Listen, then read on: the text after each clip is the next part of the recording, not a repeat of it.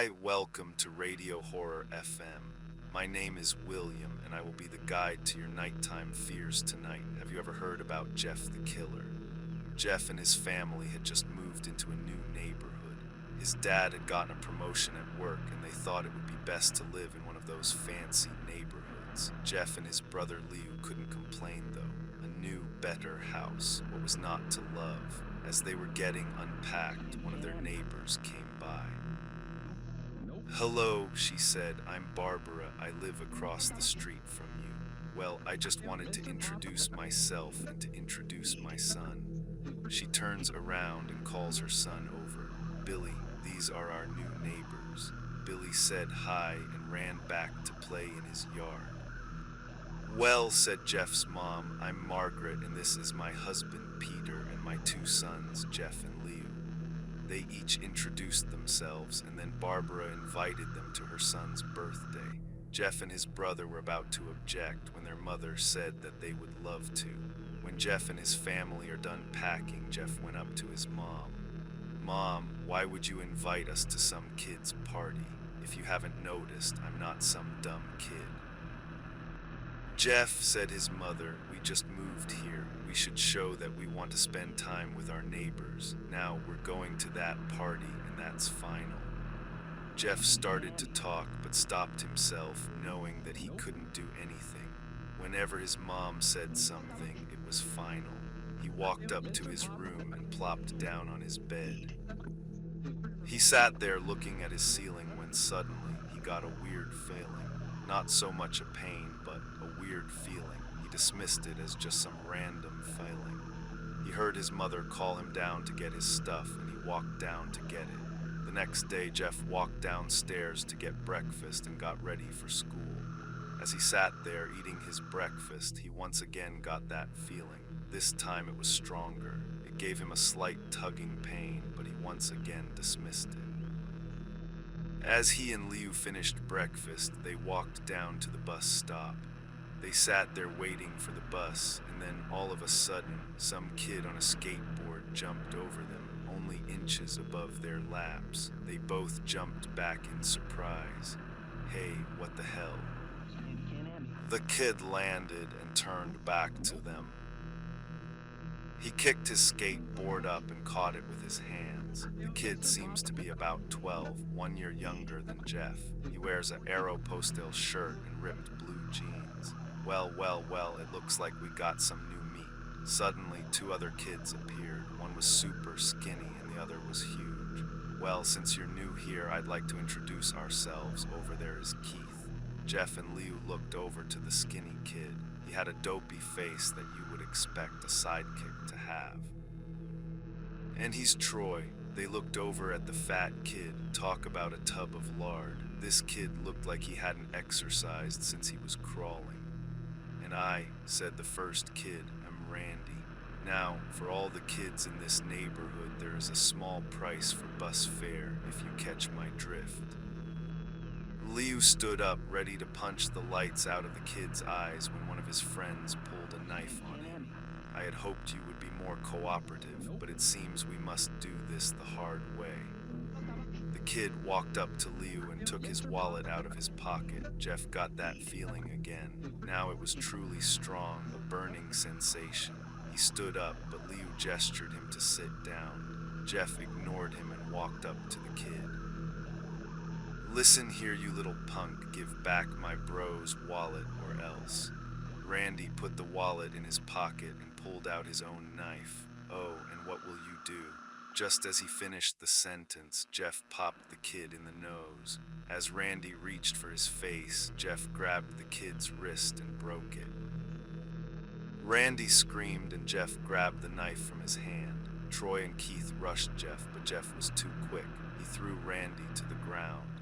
Keith lashed out at him, but Jeff ducked and stabbed him in the arm.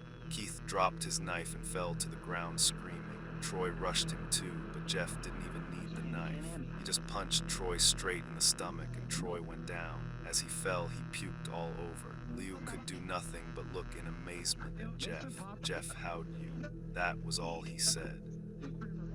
They saw the bus coming and knew they'd be blamed for the whole thing. so they started running as fast as they could. As they ran, they looked back and saw the bus driver rushing over to Randy and the others. As Jeff and Liu made it to school, they didn't dare tell what happened. All they did was sit and listen. Liu just thought of that as his brother beating up a few kids, but Jeff knew it was more. It was something scary. As he got that feeling, he felt how powerful it was, the urge to just hurt someone. He didn't like how it sounded, but he couldn't help feeling happy. He felt that strange feeling go away and stay away for the entire day of school.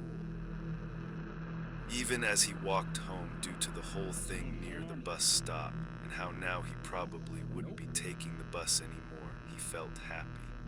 When he got home, his parents asked him how his day was, and he said, in a somewhat ominous voice, it was a wonderful day. Next morning, he heard a knock at his front door. He walked down to find 2 police officers at the door, his mother looking back at him with an angry look. Jeff, these officers tell me that you attacked 3 kids, that it wasn't regular fighting, and that they were stabbed. Stabbed, son. Jeff's gaze fell to the floor, showing his mother that it was true. Mom, they were the ones who pulled the knives on me and Liu. Son, said one of the cops, we found 3 kids, 2 stabbed, one having a bruise on his stomach, and we have witnesses proving that you fled the scene. Now, what does that tell us? Jeff knew it was no use. He could say him and Liu had been attacked, but then there was no proof it was not them who attacked first. They couldn't say that they weren't fleeing because, truth be told, they were. So Jeff couldn't defend himself or Liu. Son, call down your brother. Jeff couldn't do it since it was him who beat up all the kids. Sir, it was me. I was the one who beat up the kids. Liu tried to hold me back, but he couldn't stop me. The cop looked at his partner and they both nod. Well, kid, looks like a year in juvie. Wait, says Liu. They all looked up to see him holding a knife. The officers pulled their guns and locked them on Liu. It was me. I beat up those little punks, have the marks to prove it. He lifted up his sleeves to reveal cuts and bruises as if he was in a struggle. Son, just put the knife down, said the officer. Liu held up the knife and dropped it to the ground. He put his hands up and walked over to the cops. No, Liu, it was me. I did it. Jeff had tears running down his face. Poor bro, trying to take the blame for what I did. Well, take me away. The police led Liu out to the patrol car. Liu, tell them it was me. Tell them I was the one who beat up those kids. Jeff's mother put her hands on his shoulders. Jeff, please, you don't have to lie. We know it's Liu. You can stop. Jeff watched helplessly as the cop car speeds off with Liu inside. A few minutes later, Jeff's dad pulled into the driveway, seeing Jeff's face and knowing something was wrong. Son, what is it? Jeff couldn't answer. His vocal cords were strained from crying. Instead, Jeff's mother walked his father inside to break the bad news to him as Jeff wept in the driveway. After an hour or so, Jeff walked back into the house, seeing that his parents were both shocked, sad, and disappointed. He couldn't look at them. He couldn't see how they thought of Liu when it was his fault. He just went to sleep, trying to get the whole thing off his mind. 2 days went by with no word from Liu at JDC. No friends to hang out with, nothing but sadness and guilt. That is until Saturday, when Jeff is woke up by his mother with a happy, sunshiny face. Jeff, it's the day. She said as she opened up the curtains and let light flood into his room. What's today? Asked Jeff as he stirs awake. Why, it's Billy's party. He was now fully awake. Mom, you're joking, right? You don't expect me to go to some kid's party after. There was a long pause. Jeff, we both know what happened. I think this party could be the thing that brightens up the past days. Now get dressed. Jeff's mother walked out of the room and downstairs to get ready herself. He fought himself to get up. He picked out a random shirt and pair of jeans and walked downstairs. He saw his mother and father all dressed up, his mother in a dress and his father in a suit. He thought why they would ever wear such fancy clothes to a kid's party. "Son, is that all you're going to wear?" said Jeff's mom.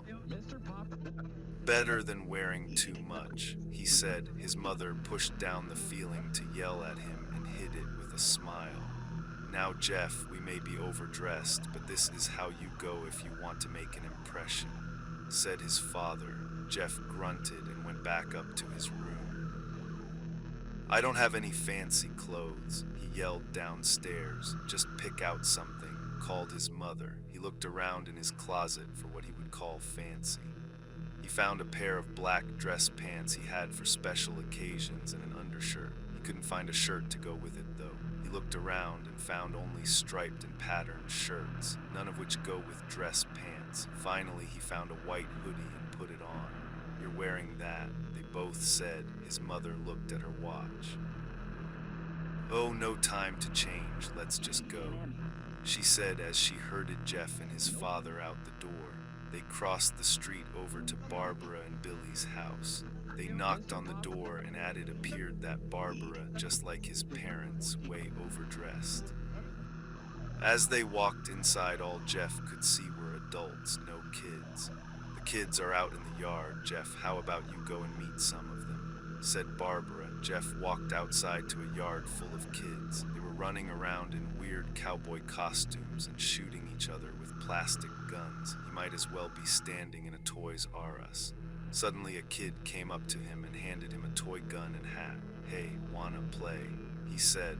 No kid. I'm way too old for this stuff." The kid looked at him with that weird puppy dog face. "Please," said the kid. "Fine," said Jeff. He put on the hat and started to pretend to shoot at the kids.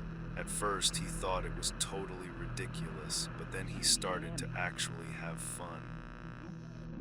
It might not have been super cool, but it was the first time he had done something that took his mind off of Leo.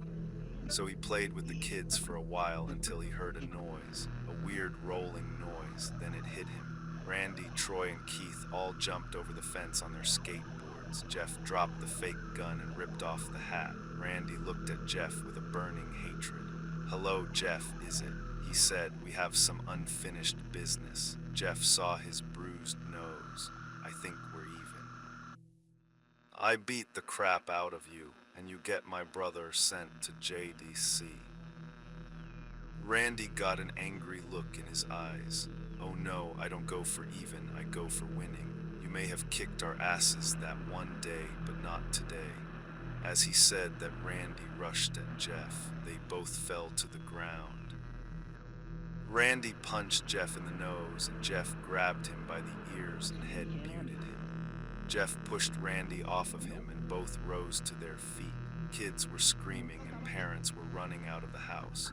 Troy and Keith both pulled guns out of their pockets. "No one interrupts or guts will fly," they said. Randy pulled a knife on Jeff and stabbed it into his shoulder. Jeff screamed and fell to his knees. Randy started kicking him in the face.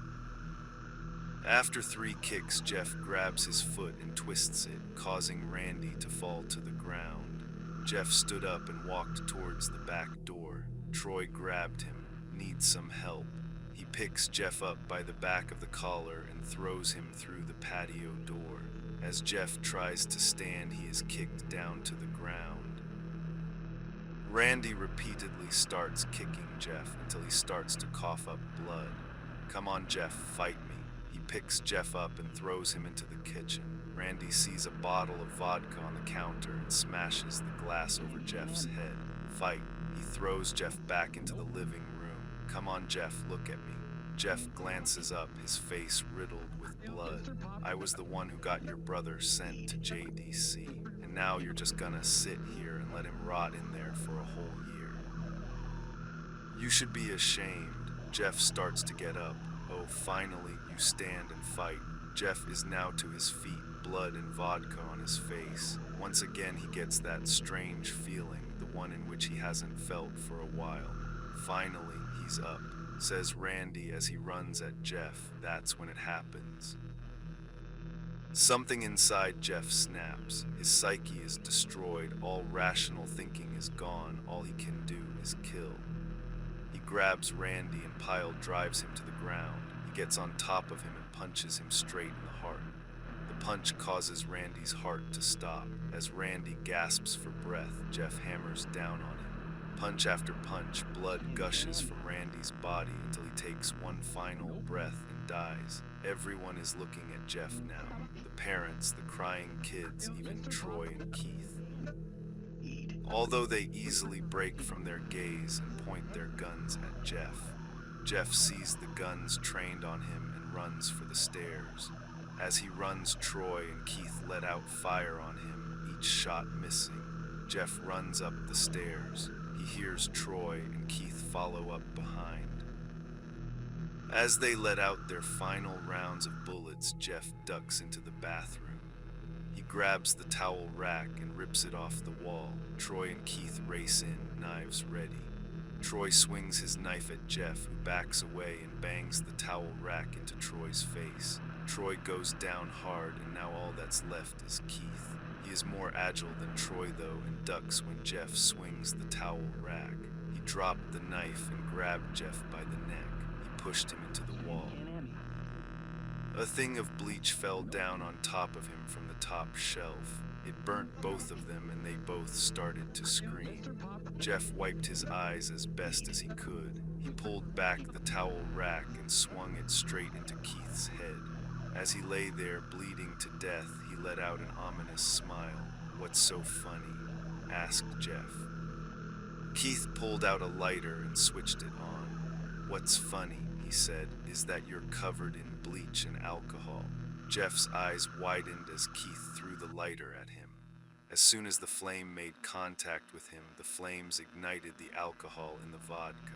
While the alcohol burned him, the bleach bleached his skin. Jeff let out a terrible screech as he caught on fire. He tried to roll out the fire, but it was no use. The alcohol had made him a walking inferno. He ran down the hall and fell down the stairs. Everybody started screaming as they saw Jeff, now a man on fire, drop to the ground, nearly dead. The last thing Jeff saw was his mother and the other parents trying to extinguish the flame. That's when he passed out. When Jeff woke, he had a cast wrapped around his face. He couldn't see anything, but he felt a cast on his shoulder and stitches all over his body. He tried to stand up, but he realized that there was some tube in his arm, and when he tried to get up, it fell out and a nurse rushed in. "I don't think you can get out of bed just yet," she said as she put him back in his bed and reinserted the tube. Jeff sat there with no vision, no idea of what his surroundings were. Finally, after hours, he heard his mother. "Honey, are you okay?" she asked. Jeff couldn't answer, though. His face was covered and he was unable to speak.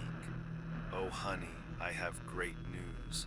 After all, the witnesses told the police that Randy confessed of trying to attack you. They decided to let Liu go." This made Jeff almost bolt up, stopping halfway, remembering the tube coming out of his arm. He'll be out by tomorrow, and then you two will be able to be together again. Jeff's mother hugs Jeff and says her goodbyes. The next couple of weeks were those where Jeff was visited by his family.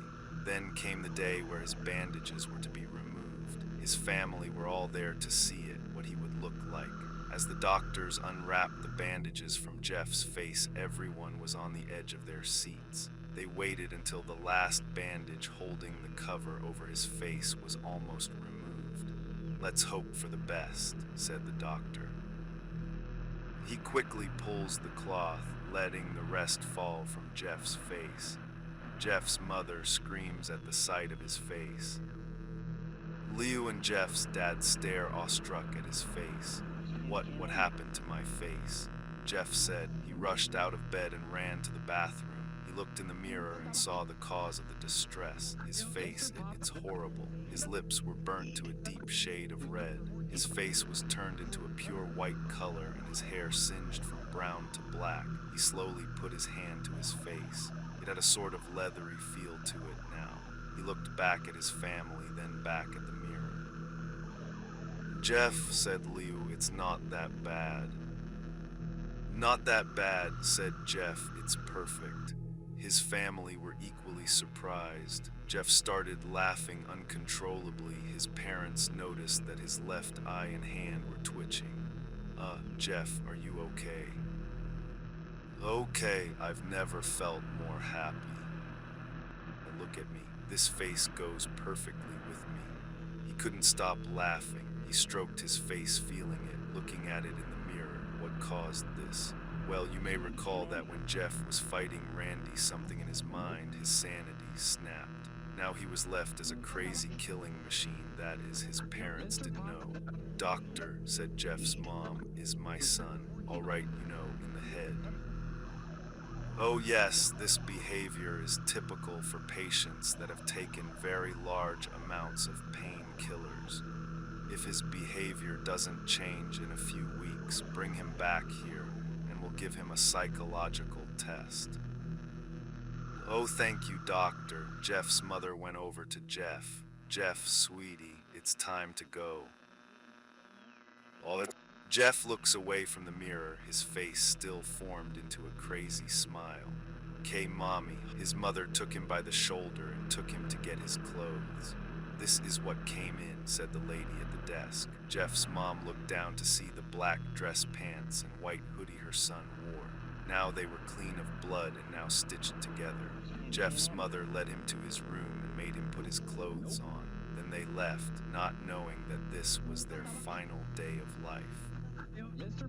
Later that night, Jeff's mother woke to a sound coming from the bathroom. It sounded as if someone was crying. She slowly walked over to see what it was. When she looked into the bathroom, she saw a horrendous sight. Jeff had taken a knife and carved a smile into his cheeks. "Jeff, what are you doing?" Asked his mother. Jeff looked over to his mother. "I couldn't keep smiling, Mommy. It hurt after a while. Now I can smile forever." Jeff's mother noticed his eyes ringed in black. "Jeff, your eyes." His eyes were seemingly never closing. "I couldn't see my face. I got tired and my eyes started to close. I burned out the eyelids so I could forever see myself, my new face." Jeff's mother slowly started to back away, seeing that her son was going insane. "What's wrong, Mommy? Aren't I beautiful?" "Yes, son," she said. "Yes, you are. Elle, let me go get Daddy so he can see your face." She ran into the room and shook Jeff's dad from his sleep. "Honey, get the gun, we." She stopped as she saw Jeff in the doorway holding a knife. "Mommy, you lied." That's the last thing they hear as Jeff rushes them with the knife, gutting both of them. His brother Liu woke up, startled by some noise. He didn't hear anything else, so he just shut his eyes and tried to go back to sleep. As he was on the border of slumber, he got the strangest feeling that someone was watching him. He looked up before Jeff's hand covered his mouth. He slowly raised the knife, ready to plunge it into Liu. Liu thrashed here, and they're trying to escape Jeff's grip. Jeff said, "Just go to sleep."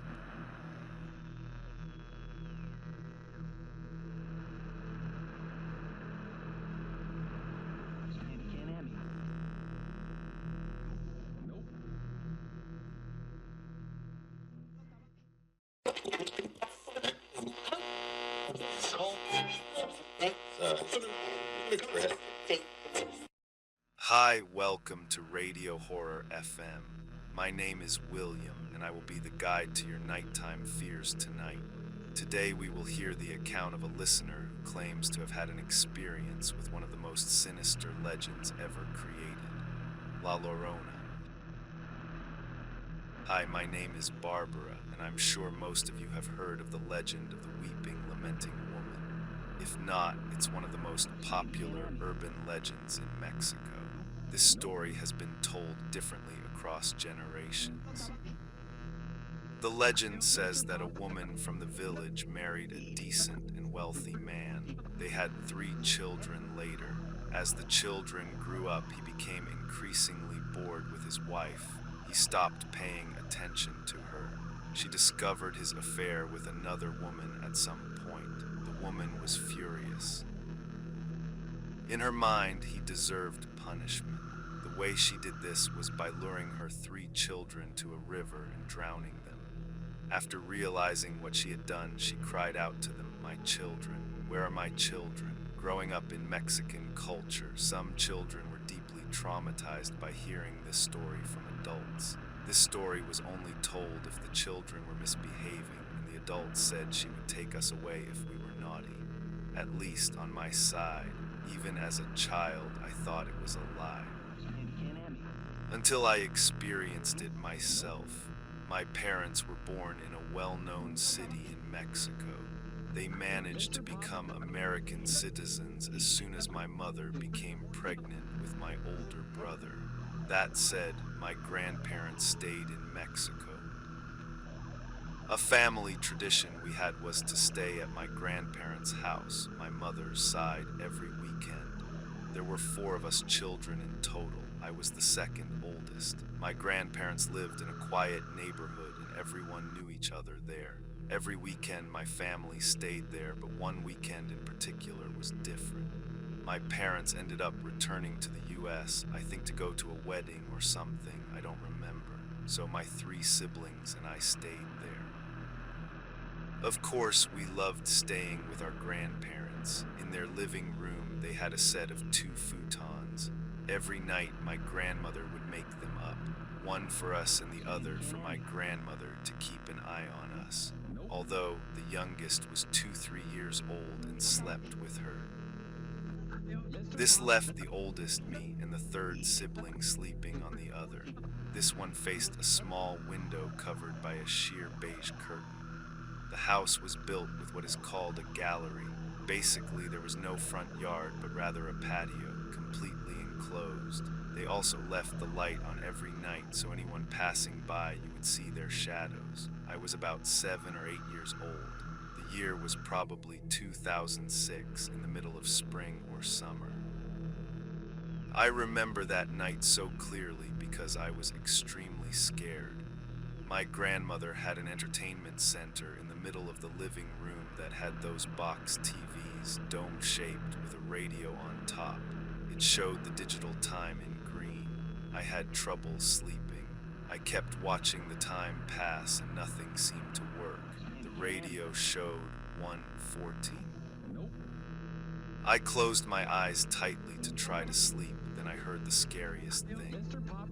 "My children, where are my children?" Her voice echoed in the gallery. I was frozen. I started sweating. Everyone was asleep. I looked at the radio again. It remained at 1:14. There was a scream a minute later, and then it went quiet. Remembering the legend I had been told, I was terrified and hid under the covers and prayed. I tried to wake my older brother, but he wouldn't wake up or he ignored me. I threw off the covers because I stopped hearing her, but at the window I could see someone approaching the gallery. At that point, I knew my soul had left my body. I watched the silhouette of a woman slowly approaching and stopping directly at the window. I looked at the radio again, still 1:14. I don't know how long I stared at the window. That person didn't move, just facing the window. I immediately went back under the covers and whispered for her to go away. I'm not sure how long that lasted. I was drenched in sweat, so I uncovered myself. I looked at the window again, no shadow, no silhouette, just the reflection of the fence. I looked at the radio and the time changed to 2:00. I think about this experience 19 years later. Logically, one might think it could have been a drugged or drunk woman, but that neighborhood was quiet. In fact, if someone needed help, everyone would come out of their houses to help them. The icing on the cake is that my grandmother's house was built near a stream. Thank you all for listening. I'm very honored to have people intrigued by this. I have many more experiences and encounters that I can share in the future. Again, thank you all. La Llorona, a mythological woman in Mexican, and Latin American oral tradition whose siren-like wails are said to lure adults and children to their untimely deaths. The legend of La Llorona is a popular ghost story that is especially prominent on Dia de Muertos and in Chicano and Latin American communities. According to the legend, La Llorona was once a beautiful woman named Maria. In many variations of the tale, Maria's husband was an unfaithful or abusive man who treated their two sons more affectionately than he did his wife. Other retellings say that her husband may have left her for a wealthier or lighter-skinned woman. Out of jealousy, rage, or despair, she is said to have lured her sons to a nearby river and drowned them before drowning herself after realizing what she had done. In another version, Maria's neglected sons drowned accidentally while she was cavorting with gentlemen callers. Forever after, Maria's ghost, now La Llorona, is forced to wander the earth searching for her lost sons. She can be identified by her loud, wailing cries, mis hijos, donde están mis hijos? My sons. My sons, where are my sons? The folklore of La Llorona has several different origin stories. According to one account, her tale originated in Mexico. Another argues that it traveled through oral tradition from Spain. Some historians identify La Llorona as directly linked to the Aztec earth goddess Coatlicue. Another tradition holds that she is Malintzin, or La Malinche, the enslaved indigenous woman who was the primary interpreter and concubine of Spanish conquistador Hernán Cortés. This version was told in Rudolfo Anya's novel The Legend of La Llorona, 1984. Aside from these speculations, La Llorona endures as a myth that continues to strike fear in children of Latin American heritage. Many versions of the story are told to children across Latin America, often to dissuade them from staying out too late at night. Some versions claim that La Llorona can be summoned in a seance-like environment. Others claim that she appears when children misbehave or when men find themselves lost and alone near a lake or river. In some versions, she appears to mothers and steals their children, mistaking the children for her own lost sons. In all iterations of the story, encountering La Llorona is to be avoided at all costs. It is said that those who hear La Llorona's cries are destined for misfortune or even death. A desperate and malevolent spirit, she is said to act unflinchingly and without mercy, often drowning the children she has found or kidnapped when she realizes they are not her sons. Some traditions hold that she will begin to seduce a lone man and then murder him as a form of revenge for her husband's abuse or adultery, while others assert that she kills men, women, and children indiscriminately. Eerily, her wails are often said to sound more distant the closer she is to her victims.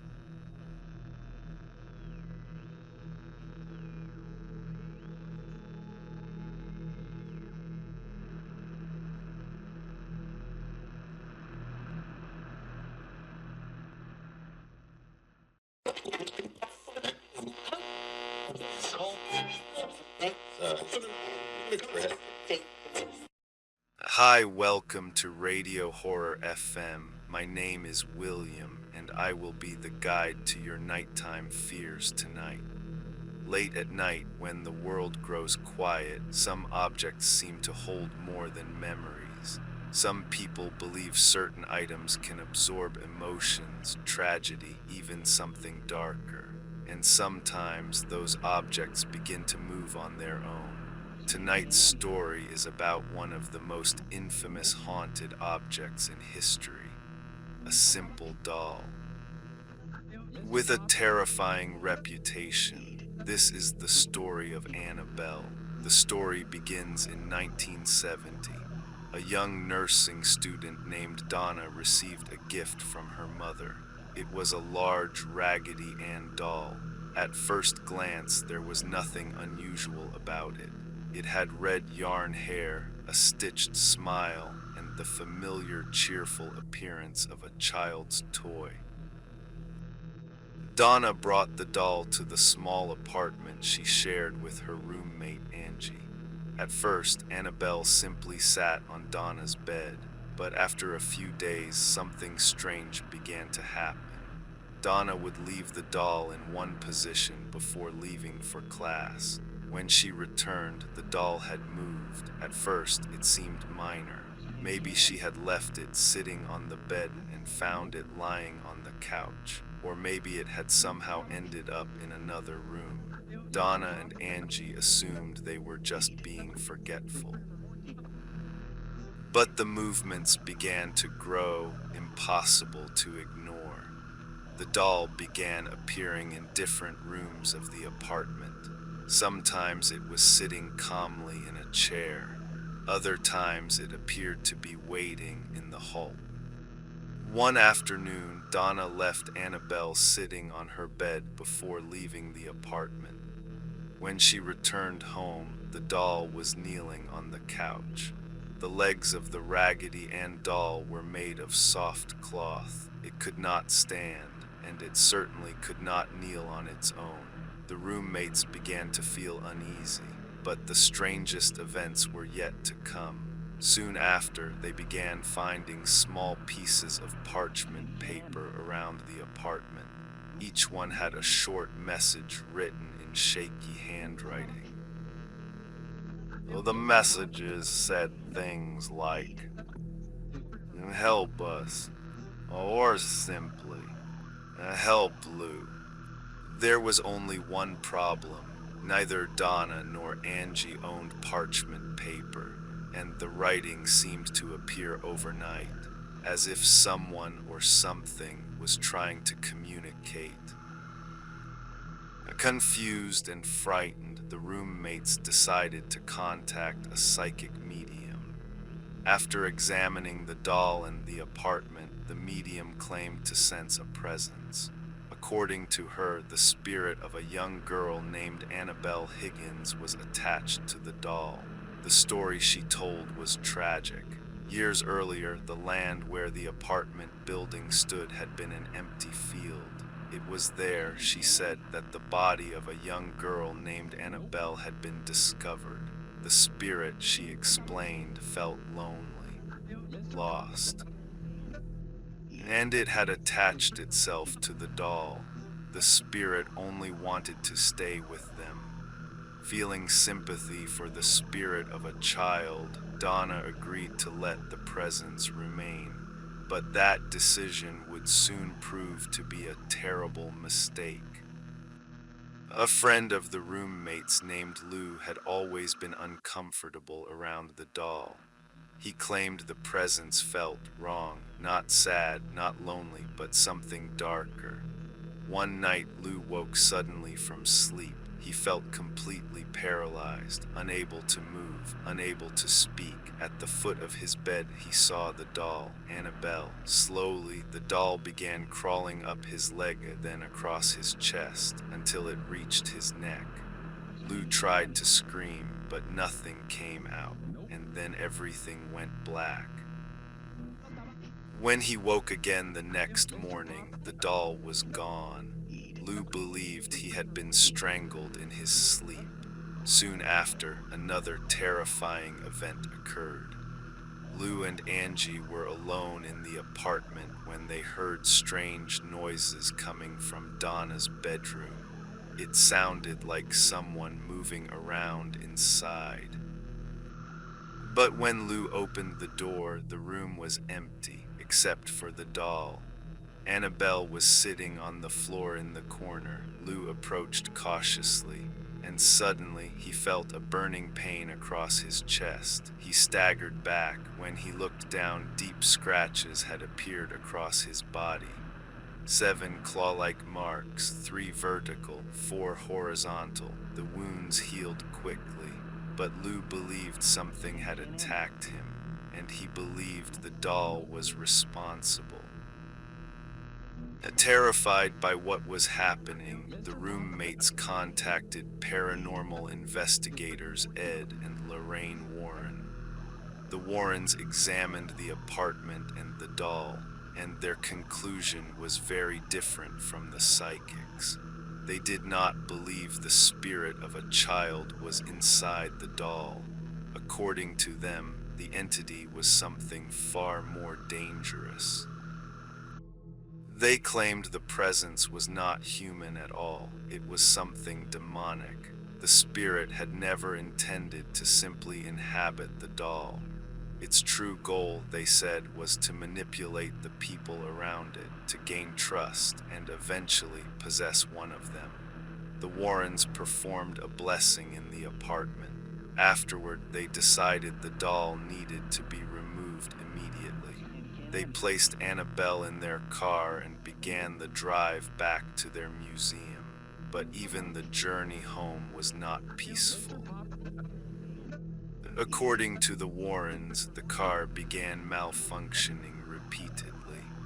The brakes failed several times. The engine stalled without explanation. Only after sprinkling holy water on the doll did the disturbances stop. Once they arrived home, the Warrens placed Annabelle inside a special wooden case. The case was sealed and blessed. A warning sign was placed on the glass. Warning, positively do not open.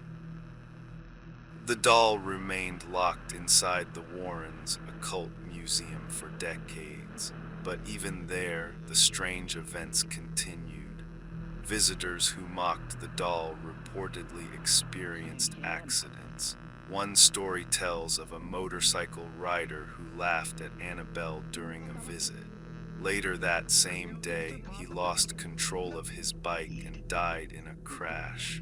Others claimed to feel overwhelming dread just standing near the case.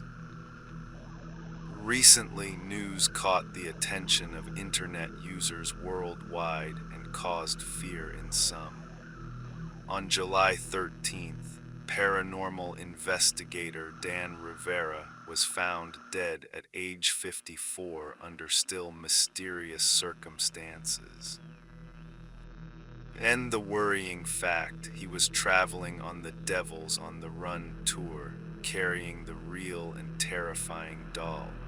Today, the doll is still considered one of the most dangerous haunted objects ever discovered. Some believe the story is exaggerated. Others believe something truly sinister lies behind the glass. But whether you believe the legend or not, one thing is certain: some objects carry more than memories, and sometimes it's better not to bring certain things home, especially a doll that might be watching you.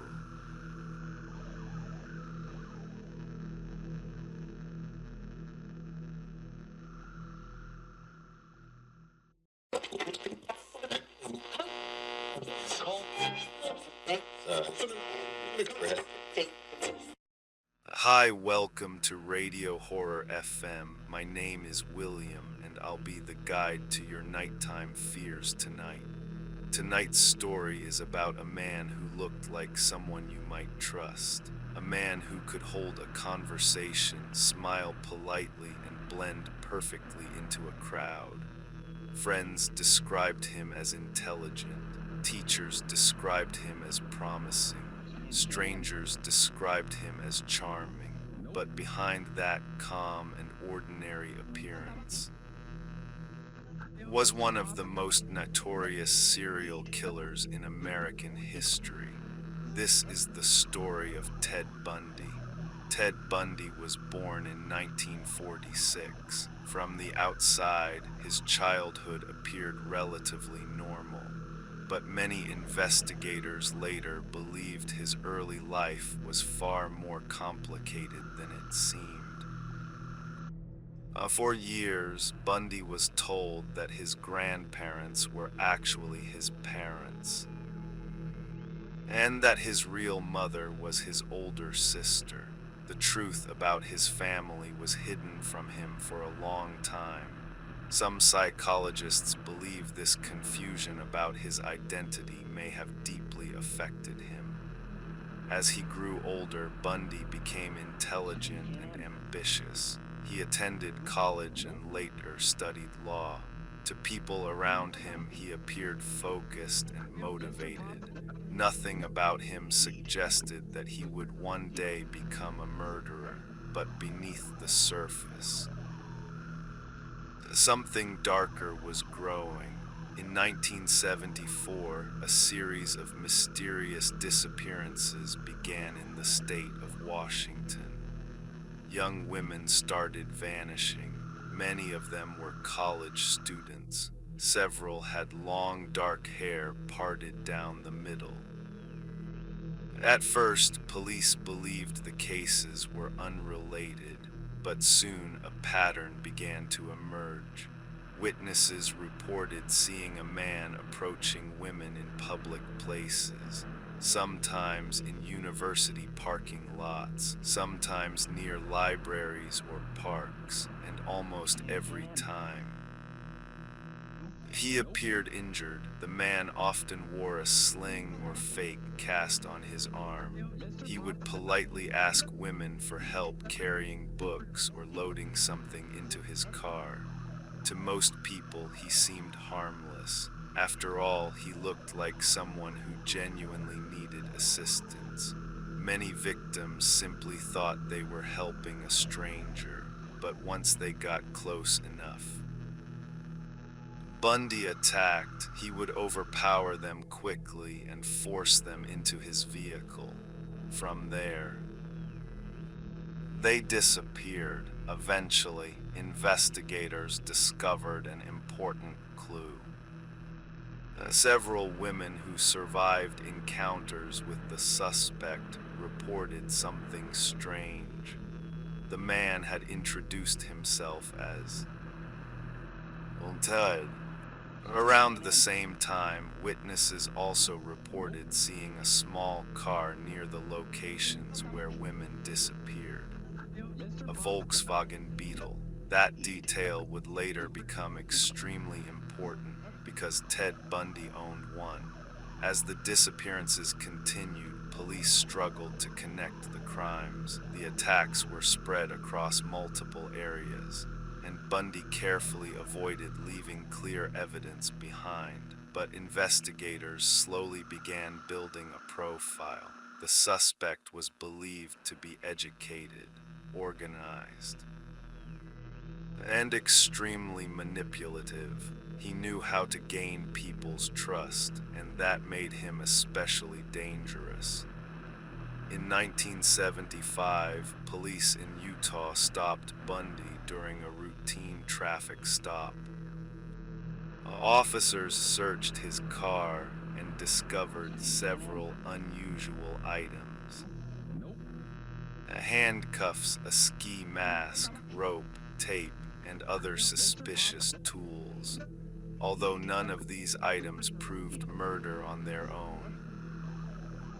They raised serious questions. Soon after, witnesses began identifying Bundy in police lineups, and he quickly became the main suspect in multiple disappearances.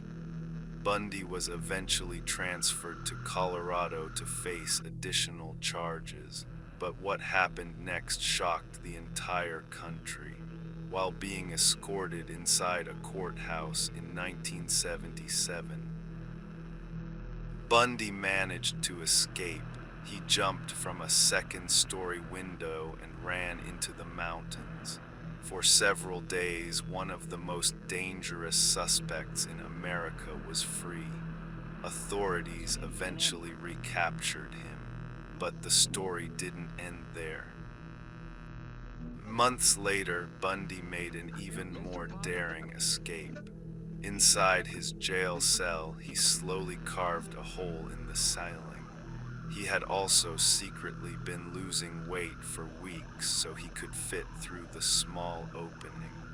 One night, he climbed into the ceiling space and disappeared. When guards checked his cell the next morning, Ted Bundy was gone. After escaping, Bundy traveled across the country to Florida. There, his crimes became even more brutal. In January 1978, Bundy entered a university sorority house during the night, while the residents slept. He attacked multiple students. 2 young women were murdered. Several others were severely injured but survived. The violence shocked the entire nation. And finally, investigators were able to connect Bundy to the attack. Shortly after the sorority house murders, Bundy was arrested once again. This time there would be no escape. Evidence linking him to the Florida crimes was strong, and the investigation into his earlier murders continued. The full scale of his crimes was beginning to emerge. Bundy's trial became a media spectacle. Television cameras broadcast the courtroom proceedings across the country. Millions of people watched. At times, Bundy even chose to act as his own lawyer. He cross-examined witnesses, questioned evidence, and attempted to manipulate the courtroom. But despite his confidence, the evidence against him was overwhelming. In 1979, Bundy was convicted of murder and sentenced to death. For years afterward, he continued to deny responsibility for many of the killings. But as his execution date approached, he began confessing. Investigators eventually linked him to more than 30 murders. However, many believe the real number may be even higher, because Bundy often traveled between states and some victims were never found. On January 24, 1989, Ted Bundy was executed at Florida State Prison. Outside the prison walls, crowds gathered. Some people held signs. Others celebrated the end of one of America's most notorious killers. For many families, it was the closest thing to justice they would ever receive. Closing. The story of Ted Bundy left investigators with an unsettling realization. Monsters don't always look like monsters. Sometimes they look like the person standing next to you, polite, friendly, normal. And that may be the most terrifying part of all. You were listening to Radio Horror FM. Sleep carefully tonight.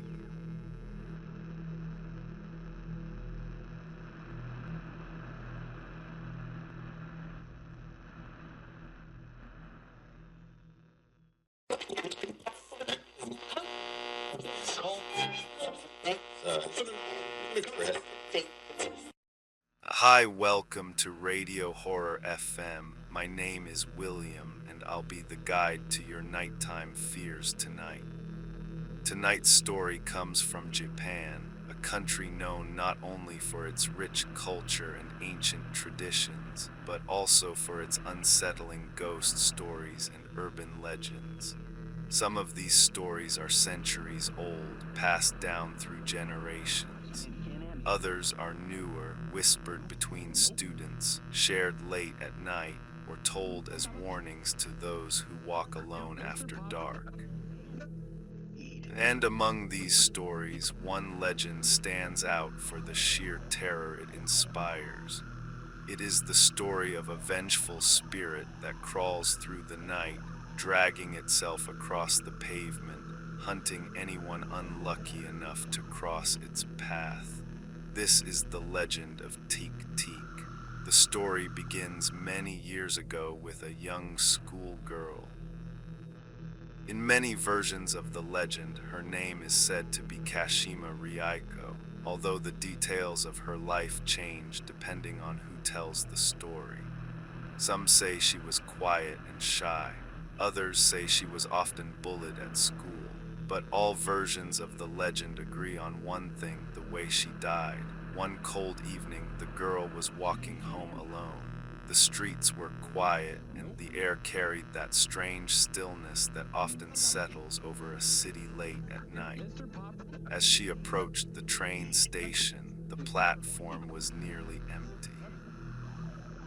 The distant hum of electricity and the faint rumble of trains moving through the city were the only sounds around her. Exactly what happened next is uncertain. Some say she slipped, others say she was pushed, but somehow the girl fell onto the railway tracks. Before she could climb back up, before anyone could react, the lights of an approaching train appeared in the darkness of the tunnel. The train was moving too fast. Within seconds, it was upon her. There was no time to escape. When the train finally came to a stop, what remained on the tracks was something no one should ever have to see. Her body had been severed in half. That should have been the end of the story. But according to the legend, it was, because sometimes when a death is sudden, violent, and filled with pain, something refuses to move on. Something stays behind. Not long after the accident, strange rumors began to spread. People whispered about sightings late at night near train stations and quiet streets. At first, the stories seemed impossible to believe.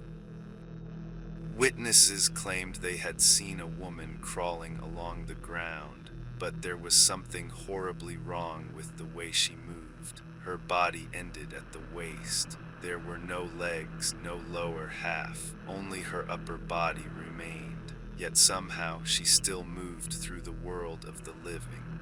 Without legs, the spirit dragged herself forward using her arms. Her elbows struck the pavement again and again as she pulled herself along the ground. Each movement produced a sharp scraping sound that echoed through empty streets and dark alleyways. Teek, teek, teek. That sound is what gave the spirit her name, Teke Teke. Those who claim to have heard it say the sound begins faintly at first, almost easy to ignore. It might seem like someone dragging a heavy object across the ground. Or maybe the sound of metal scraping against concrete. But slowly the sound grows louder, closer, rhythmic, teek, teek, teek. And by the time someone realizes what they're hearing, it may already be too late. According to the legend, Teke Teke appears late at night, often near train stations, quiet neighborhoods, or empty streets where few people are around to witness what happens. Some victims report hearing the sound behind them while walking home alone. Others say they first notice a strange shadow moving across the pavement. Then curiosity takes over. They turn around, and that's when they see her.